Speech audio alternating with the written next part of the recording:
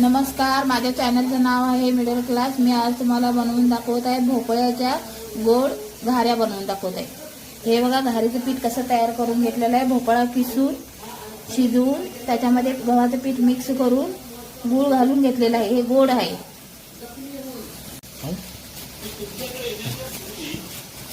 हे पीठ तयार करून घेतले मी। हे बघा, छान आहे पीठ। पिठाला कलर आला। हे भरपूर दिवस राहू शकतं। 1 महिना असं करून ठेवलात तरी राहील, 15 दिवस ठेवलात तरी राहील। तुमच्या आवडीनुसार तुम्ही करून खाल्लात तरी चालते। मी आता तुम्हाला दाखवते कसं बनवून घ्यायचे। ह्या घाऱ्या गावाकडच्या घाऱ्या इथे अशा मी एका डिश घेतली आहे। डिशला प्लास्टिकची पिशवी लावलेली आहे काचा चिकटू नये म्हणून। आता मी त्याच्यावरती थापत आहे। हे पाणी थोडे घेतलेले आहे। पाण्याचा हात लावायचा आणि असं मोठी हे करून घ्यायची, वड्यासारखं करून घ्यायचं आपण।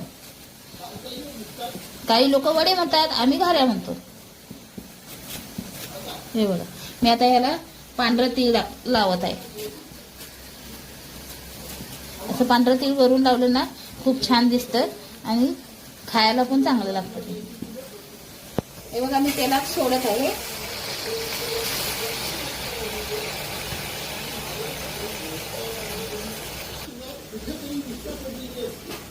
हे बघा, लालसर कलर झाल्यानंतर आपण खरपूस भाजून घ्यायची सुंदर। हे बघा, तीळ टाकलेलं वरून दिसत आहे। हे बघा, आता तयार झालेले आहेत या भोपळ्याच्या घाऱ्या।